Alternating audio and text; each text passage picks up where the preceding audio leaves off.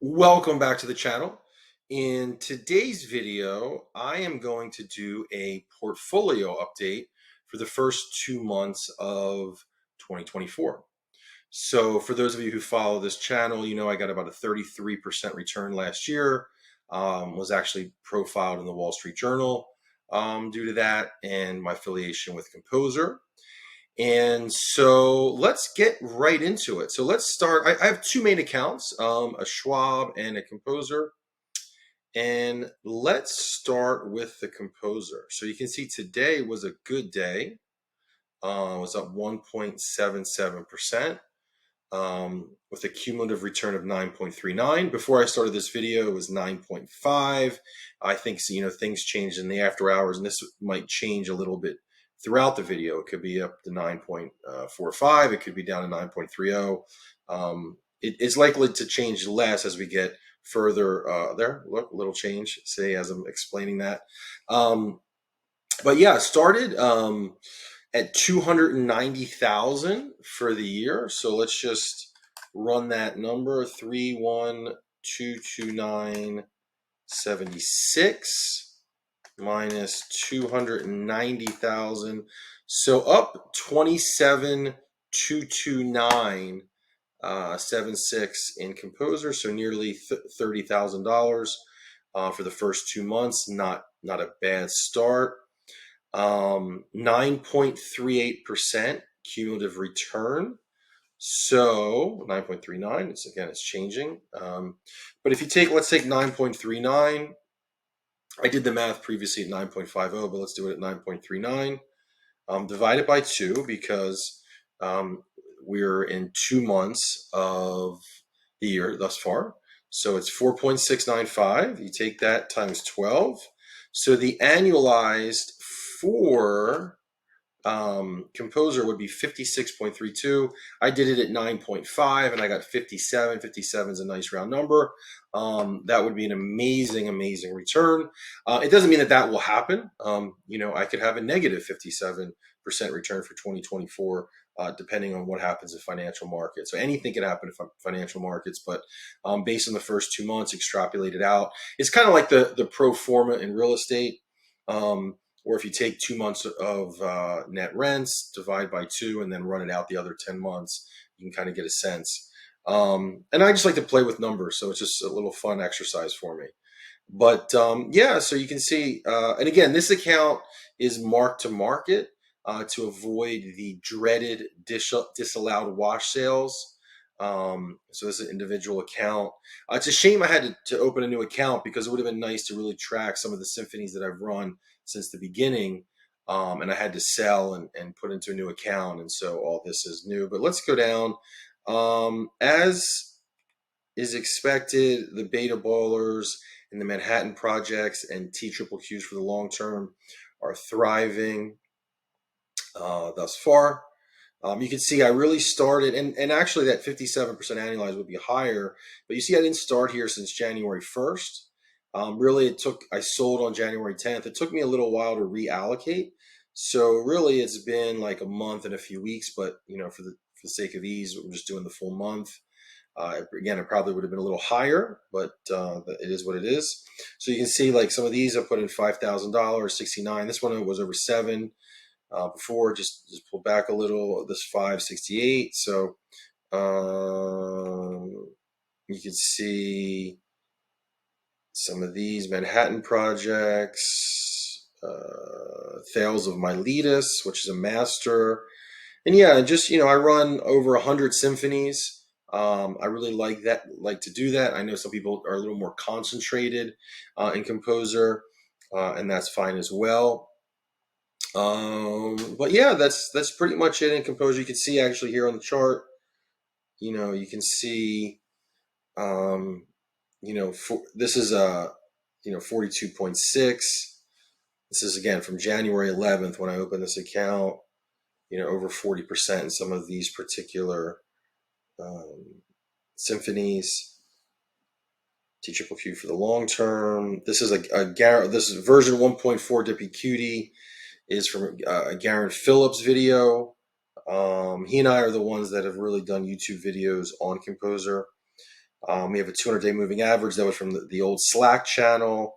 And I think we have another one from the Slack channel. Might have been this Franken Symphony. But anyway, so yeah, so that's Composer. And let's go over now to Schwab. So now the Schwab is interesting. In the Schwab, it's much more of a traditional portfolio than Composer, which is the algorithmic third generation Discord symphonies that's held there. And this one has also done quite well. You can see the year-to-date change, and that's actually a little higher, and I'll get into why my percentages is slightly higher. But again, just for, basically it looks like I'm up 27,000. This is actually about 30,000. And then I think it was 27. So, in the first 2 months up, 57,000 or so, between the two, almost 60,000. So, not a bad start. I mean, some people will make that in a whole year. So just to make it in the first 2 months. But let's get into it here. So with Schwab, a few years ago, I was selling options, not buying options. I was doing quite well with that. And I had to shut that down because I wanted to create a collateral account, because on one of my real estate holdings, I thought I was going to have to do some capital improvements that was going to be quite expensive. And so I was going to borrow against the stock, so you can take a collateral. From my understanding, I think that's kind of how Elon Musk funded the Twitter acquisition, that he used the value of his Tesla stock as an asset, as a pledge, if you will. I'm not 100% sure on that, but you could Google that and find that. But yeah, so the one downside when you enable a collateral account and are able to borrow against it is you cannot sell or buy options. Options is forbidden in the account. So a little frustrating, but so that particular issue, I believe, has passed. So I just opened it up to options 3 days ago. And with options, I sell options. I don't buy options. I sell covered calls and cash secured puts. And basically, I had some positions that I wanted to sell calls on. And what's beautiful is in the last few days, I collected $3,315 in premium, which is wonderful. So, and again, I kind of had my hands tied with that collateral account. I'd love to be able to generate, and there's no guarantees in anything, that 2,000, 3,000 a month in premium. Knowing compound interest as I do, if I can generate that and then plow that back into the machine, so to speak, with new positions, it really accelerates compound interest, especially when you're able to dollar cost average 2,000, 3,000 a month back into assets.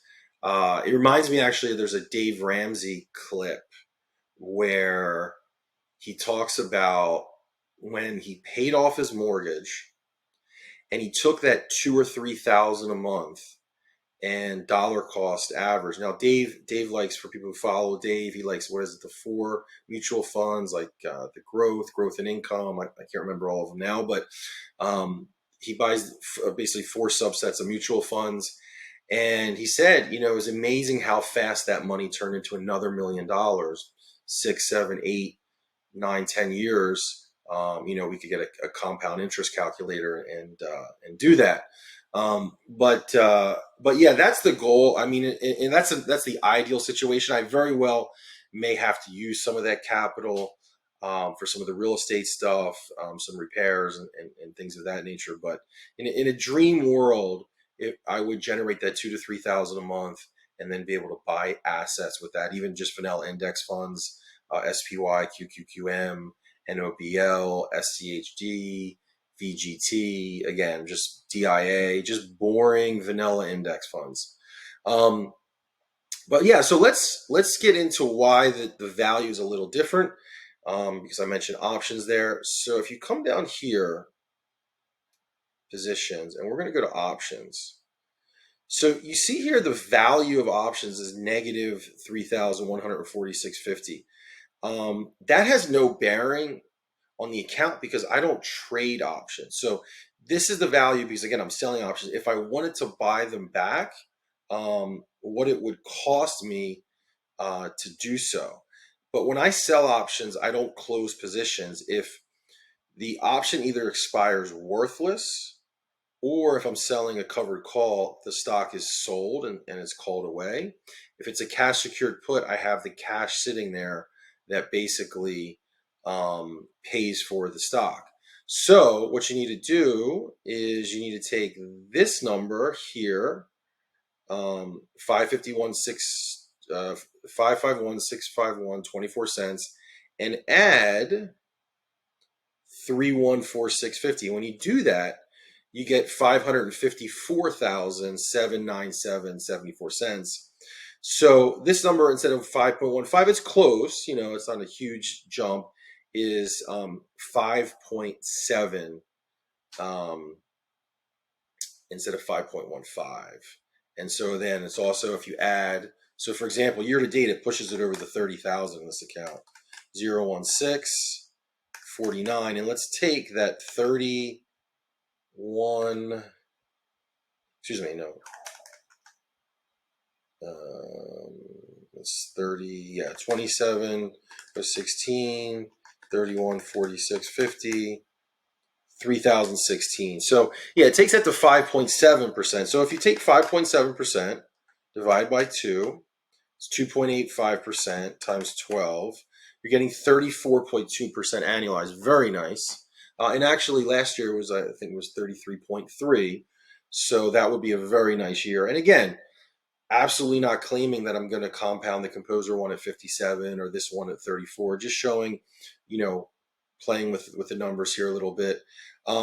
What's cool also is that percentage return, 34.2 on the initial value this year, the starting value, which you can see here was 524.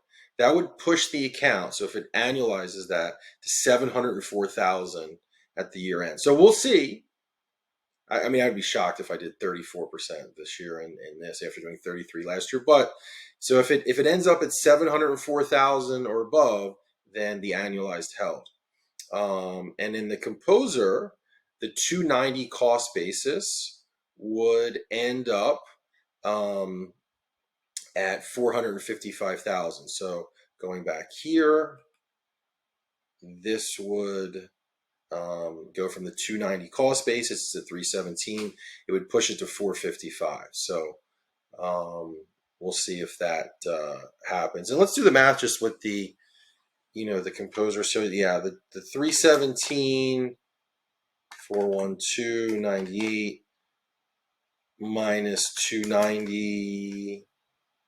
Yeah, so about 27,000 in this and 30,000 in the other. So nearing $60,000, which is tremendous. And you can see this number keeps changing. Composer does show after hours, pre-marketing after hours, whereas Schwab doesn't. But yeah, that's pretty much it. I just wanted to jump on here, about 13 minutes in. Just wanted to showcase the accounts, showcase where I am in it. And what's cool to see is as you build up, to these bigger accounts, just the type of daily volatility gains. Again, it cuts both ways, good days and bad days. But you can see here, 5,700 today. So if I were to sell that profit, I could go on a celebrity cruise or something just with a one day. So it's kind of cool to see that. And also, then for seeing 60,000, nearly 60,000 in 2 months, also quite impressive. So I'll leave it on that note. Any questions, comments, feel free to write in. And yeah, I'll be doing an update, maybe the end of next month or in the next few months. So take care.